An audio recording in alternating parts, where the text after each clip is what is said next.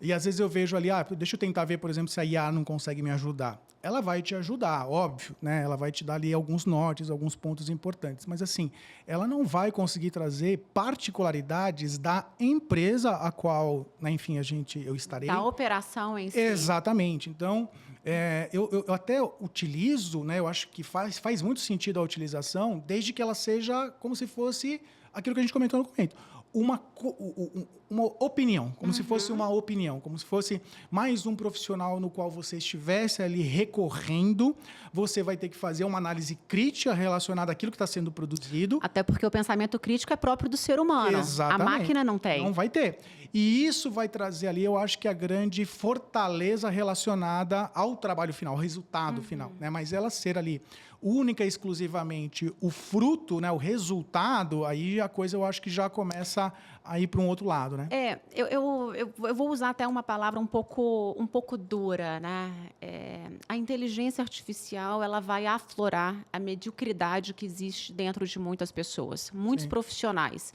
Sejam eles, né, executivos, analistas de empresa, independentemente da posição que você está dentro da organização, ou um acadêmico.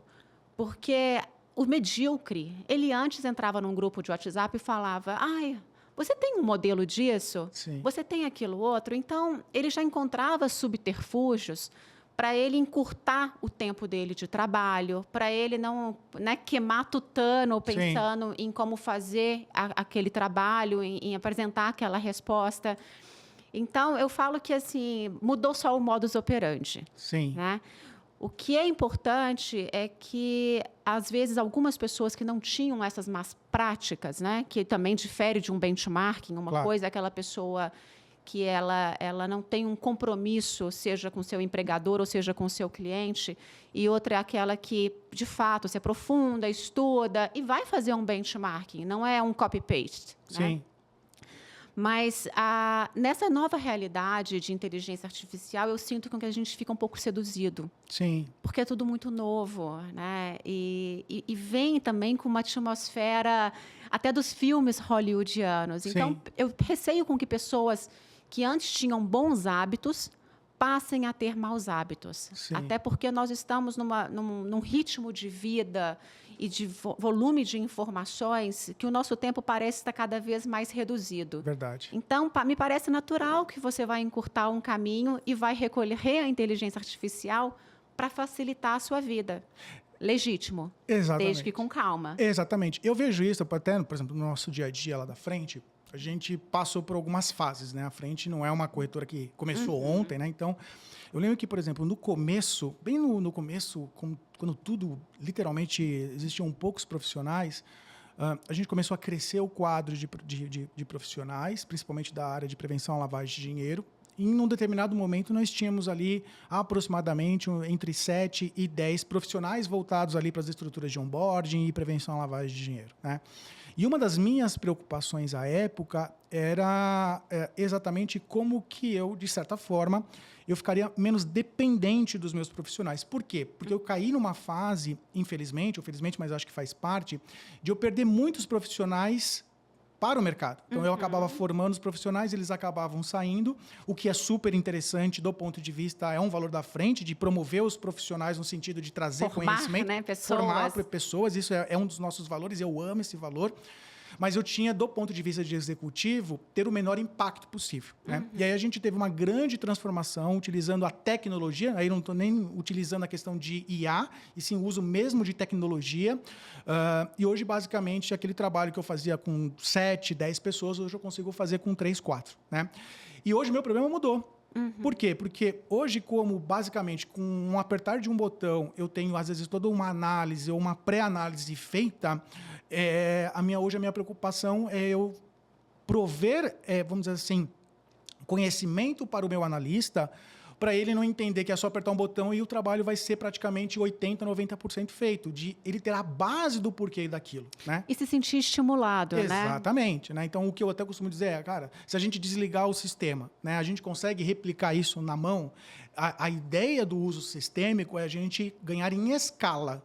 mas não, obviamente, ela substituir. Então, se eu tiver uma única análise para fazer no dia, eu vou usar o ser humano, eu não vou usar a IA, né? Eu não vou usar o sistema. E tem outro fator também, né? A tecnologia, o algoritmo, né? Ele é desenvolvido por um ser humano, então ele está passível de erro também. Verdade. E se você tem uma inteligência que ela se retroalimenta, ela se autotreina, né, para se desenvolver, ela também vai sofrer influências de quem são os usuários.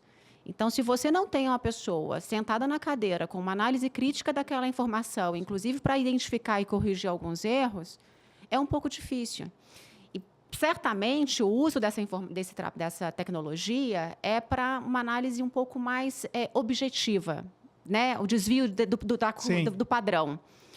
Mas a análise macro, né, do problema, para entender algumas variáveis que são próprias da natureza humana, por exemplo, uma incompatibilidade financeira de um determinado sujeito com a operação que ele está fazendo, se você não tem uma análise que ela é de uma big picture, você perde. Então, às vezes, a tecnologia ela vê um pedaço, mas ela não está vendo o outro. Aí entra, mais uma vez, a criatividade, a sensibilidade, a análise crítica do agente para poder entrar e falar, bem, não é por aí. Exatamente. Não, essa pessoa, ao contrário do que é apontado pela tecnologia, ela não representa um risco de lavagem de dinheiro, essa operação.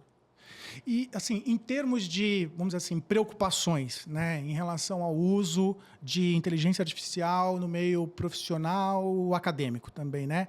O que você destacaria ali como os principais pontos, assim, na sua visão crítica em relação ao assunto?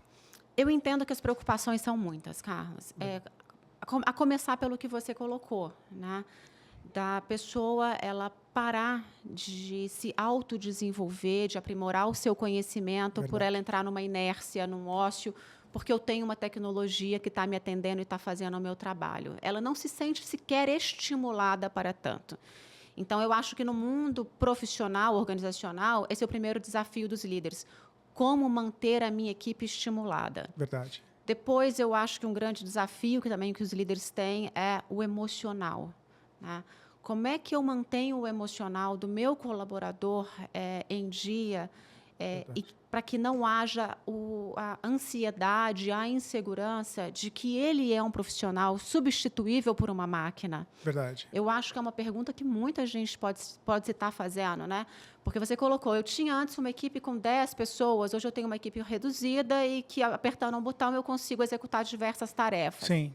Em qual momento que esses profissionais não se perguntam o porquê que eu vou fazer um determinado investimento, né, na minha formação acadêmica, no meu aprimoramento como profissional, para me desenvolver, sendo que a empresa vai investir em tecnologia e amanhã eu posso vir a ser substituído por uma tecnologia? Sim. E até que ponto que o meu emprego está garantido? Sim. Então, o líder dentro da organização, ele tem que ter um olhar com a inteligência artificial, com tecnologias de um modo geral, que não é apenas para o que a gente está recebendo das tecnologias, Sim. mas um olhar humano. Claro, Como que essas pessoas estão se vendo, como que essas pessoas estão se percebendo. Sim. No meio acadêmico, por outro lado, aonde a gente espera originalidade, aonde a gente espera um grau de técnica, né? A preocupação ela entra para um grau um pouco até maior, né? Claro. Porque a gente começou a observar a produção de papers, de teses, com o uso de inteligência artificial. Sim. Aonde é feita, inclusive, a atribuição de parte daquele resultado à inteligência artificial. Sim. Às vezes, sem uma preocupação, inclusive, com relação aos direitos autorais. Verdade. Né? Então, é um assunto que ele dá muito pano para a manga. Muito. Né? E a gente pode passar horas aqui conversando, mas eu acho que a gente tem que fazer um exercício crítico, porque como é tudo muito recente, Verdade. a gente observa, sente, logo mais já vem uma nova mudança, a gente nem acabou de processar a anterior. Sim. Mas a gente não pode ficar simplesmente num papel de coadjuvante e deixar esse novo modus operandi criar toda uma nova atmosfera, e quando a gente mal percebeu, a gente já está envolvido e não consegue sequer criticar o que está acontecendo. Eu gosto muito até dessa palavra que você utilizou agora, o criticar, né? Eu lembro que uma das coisas mais frustrantes que eu tinha ali no meu início de carreira era a realização de atividades repetidas, né? Então, hoje, por exemplo, a gente utiliza toda a questão de tecnologia, sim, né?